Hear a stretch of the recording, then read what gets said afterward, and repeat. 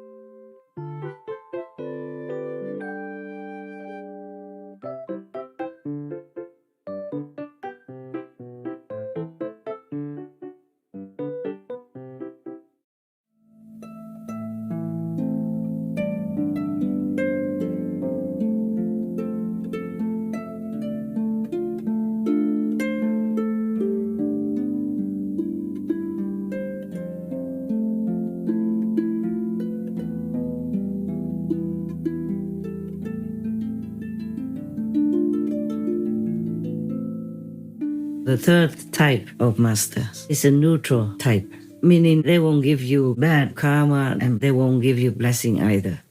Because that person just has enough merit and spiritual attainment to take care of him or herself in the world. Often those persons can only take care of themselves or maximum their relatives and friends and several generations.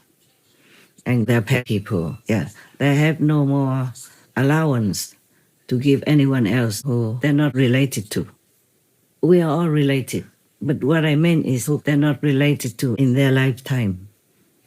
So this person will give you nothing. Well, better than giving you bad karma, huh? Okay? If somebody gives you blessings, it also means luck, fortune, happiness, and health, all kinds of things. The blessing is not limited only to spiritual elevation, okay? Yes. So if someone gives you real blessings, like from a true master, for example, then you are a very, very lucky person. You should be very, very grateful to God to have met that type of master, okay? Just remember, in everyday life, try to always think in a positive direction and try to remember God all the time. And remember your true master if you have one. If you don't have one, just remember God. Thank God for everything you have in your life, even bad things. Because sometimes bad things turn out to be good, to erase your karma, help you to elevate spiritually, or void something so that there's more space in your life, so luck and happiness and other fortunate elements will enter your life. Because if your life is full of bad things, full of negative expectations and negative karma from other people, then even blessings and fortune can also have no place to come in. There was a story about a master whom a disciple complained to. See, I had this and that problem. Where were you? You're supposed to protect me, to bless me, and you were not there. And I saw only some ghosts and some demons who came, and I was so scared. So the master said, I was standing outside of your door, but you invited all kinds of others into your heart and your prayers. Whatever you believe in, like the monks, the priests, who are not up to the standard to give you any blessing. You invited them and you pray to a local god, whatever you do, and I'm not invited. You forgot me completely. So I was just standing there waiting. It's not much I can do. Your house is full of others. So from then on, the disciple remember the master more. Yes. But even then, the master never leaves you. The master is always waiting, always eager to help you whenever feasible, or at least in the last breath of your life. The master will still try to help you. But please do not make yourself a bin of garbage, collecting all kinds of filthy, smelly, bad karma in it for yourself. Let the master, whomever you trust, have the chance to always be your protector. Yes? Because if you don't allow it, even the master also becomes helpless. That is the law in this physical world. In higher world, no such thing. It's automatic.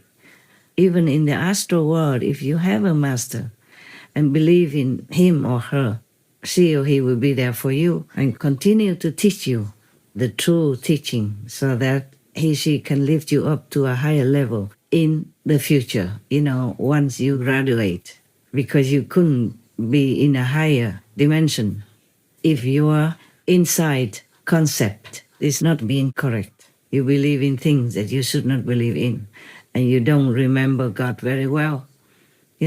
Okay, you pray to any ghosts and any demons instead of praying to God, instead of trusting God to help you.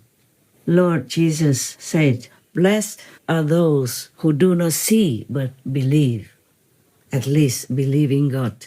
Believe in the past, present, and future masters who help you, especially the present masters, because the present masters house all the blessings that are necessary to help you, because he or she is appointed to that job, okay? Just like the president is voted for, he became the president, and he will have a certain privilege, including he can forgive even criminals, and many of them too. Yeah. And now, the third type of person, I told you already that she's neutral to you. She won't give you anything, at least not bad things. Okay. The people you should be scared of most are the second ones, because not only they don't give you any good things, they take from you as well. In exchange for their bad karma, they take merit from you. They take as much as the karma allows. Yeah, that is a problem. Just like thieves, they come into your house and you are unaware of it. They don't bring anything to you. They will just take anything they can from you, anything they could carry, anything convenient, anything most valuable from your house they take. That is similar to the second type of people who take things from you, and you are helpless because you're not aware they're taking it. Even you're not spiritually elevated enough to be even aware of blessings from God and from the master to you. Not to talk about being aware of your valuable merit or your spiritual attainment being taken from you. Sometimes more, sometimes less. Of course, it depends on the individual who takes it. And it depends on your strength of spiritual attainment to protect yourself. If you don't have a master, you are very vulnerable. In India, since a very, very long time, people don't believe in a person who has no master. If sometimes they ask you if you have a master, you say, "No, I don't believe in any," then they will look down upon you. They don't even want to associate much with you unless they have to. One of the Sikh masters, Guru Amadas, he didn't have any master. And his acquaintances or relatives asked him if he had any master. He said no. And, they really were not very polite to him. Later on, he was shown the Sikh master at that time, and then he went and took refuge in the Sikh master. He was already 72 years old, but he'd been vegetarian all his life. So he took refuge in that present time, Sikh master. He had done all his best with all his devotion. The whole world was just his master. He wanted nothing else.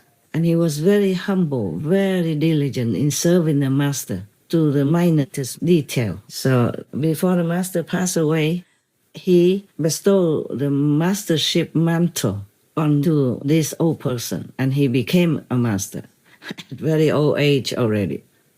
This is an exception, okay? Mostly master has to be younger. Mostly you have to be younger in order to be accepted into the master's protective wing, so that you have more time to practice and to get used to a vegan or vegetarian diet, whatever the master prescribed. In the old times, some masters also ate vegetarian, meaning had some milk in their diet.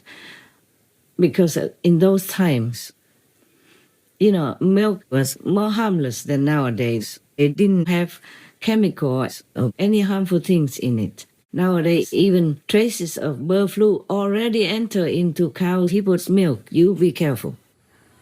Infected herds of dairy cows. The Food and Drug Administration says fragments of H5N1, also known as bird flu, has been found in 1 in 5 samples of pasteurized milk.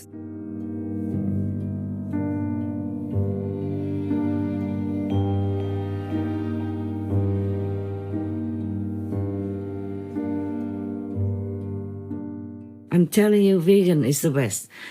And even nowadays, vegan is also risky. Some of it contaminated by the neighbor's field or by the neighbor's fertilizer or neighbor's herbicide, insecticide or pesticide. In the old times, people treated the cow, people kindly, yeah?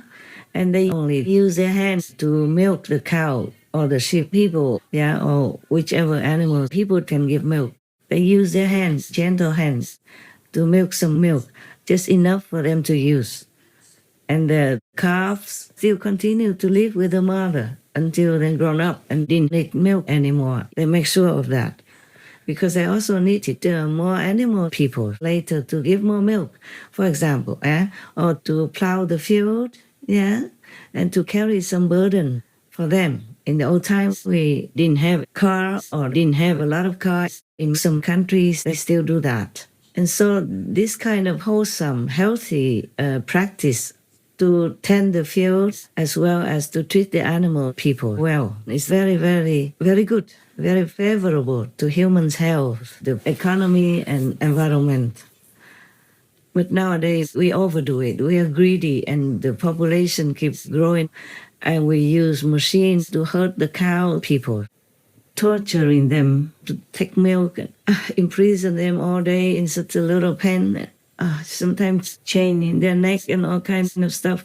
You see it, you know it. This is utterly inhumane, cruel, and creates a terrible karma for everyone and the planet.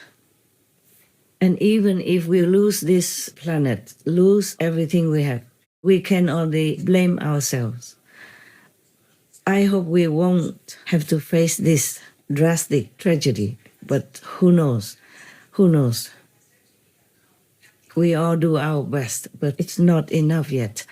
I'm just hopeful and prayerful and trust in God and all the masters and all the noble and high beings in the universe to help us. But if our karma is too heavy, we can't do much. They cannot do much. Even the greatest master, even God cannot do much. Things have to take their course according to their construction, their mechanism. It's just like if your car is too old, and you don't take care of it well, sooner or later you have an accident or it just stops functioning altogether.